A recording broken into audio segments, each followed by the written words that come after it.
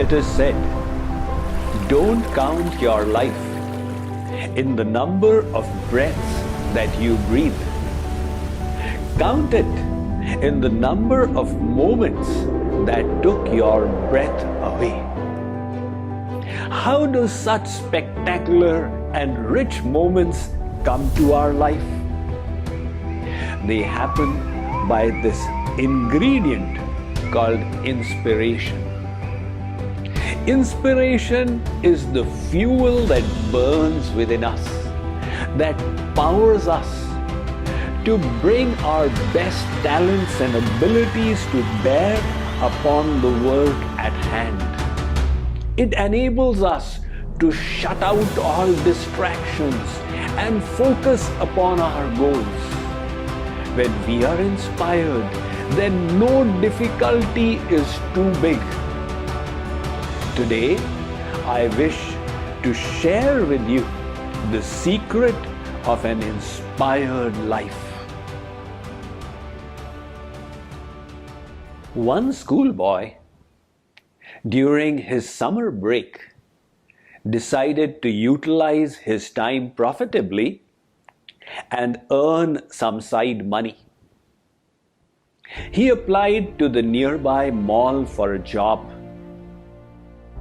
He was invited for the interview, but on reaching there, he discovered that he was the 21st kid in the line.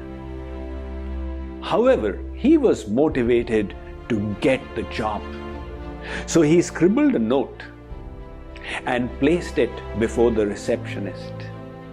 He said, "Ma'am, can you please give it to your manager sitting inside?" "Sonny," responded the old receptionist, "you can hand it to him yourself when your turn comes." "No, ma'am," said the kid. "This is important. I need him to read it right now." Seeing the urgency that he had, the lady picked the note, went into her manager's room and handed it to him. The manager read what the child had written and decided he is the one who deserves this job. The child had written, "Sir, I am the 21st kid in the line. Decide nothing until you see me." In those words, the child had expressed his enthusiasm. Enthusiasm or inspiration is that inner ingredient that brings out the best in us. When we are equipped with this virtue of motivation, we become practically unstoppable. As was Mr. Soichiro Honda, the founder of the worldwide Honda automobile empire. Mr. Honda was not born with the proverbial golden spoon in his mouth. Rather, he came from a lower middle class family. When Mr. Honda was in engineering school, he created a new design for piston rings and suggested it to the Toyota Corporation. It got rejected, but he was not discouraged.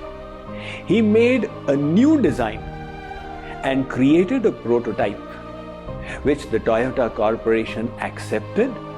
They placed an order with him and extended the capital for him to set up his plant. However, when his factory was constructed, an earthquake in Japan leveled it to the ground.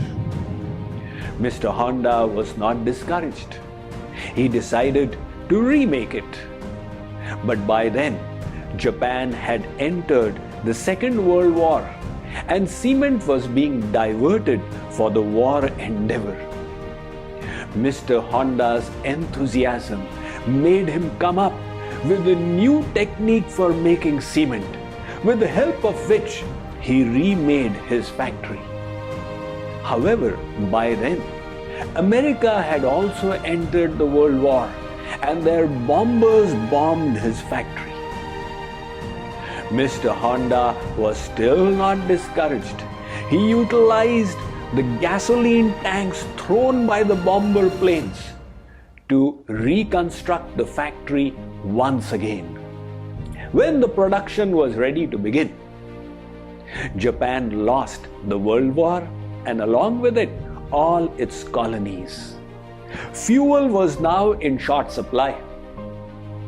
People did not have the fuel to drive their cars. Where was the question of Toyota purchasing his piston rings? Mr. Honda was driving his bicycle when he had a brainwave. He added a motor to it and created the first motorcycle. When he drove it around the neighborhood, his neighbors were fascinated and requested him to do the same for them.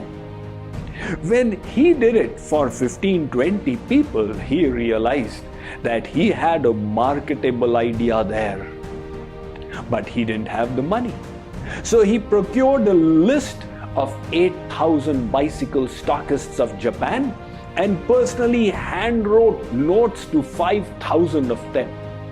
1,800 extended the capital, with the help of which he started manufacturing his motorcycles.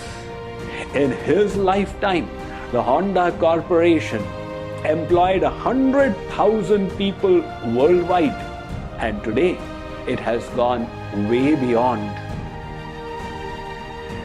That quality of inspiration was so vital to Mr. Soichiro Honda's success in his work. That is why the philosopher Henry David Thoreau said, "You may lose everything in life but your enthusiasm, and you will gain it all back again. But that person who has lost his inspiration, now he is truly bankrupt." So today, let us think of how we can inspire ourselves and how this added fuel of enthusiasm will help us improve the quality of our work and assist us in our endeavor to be better people.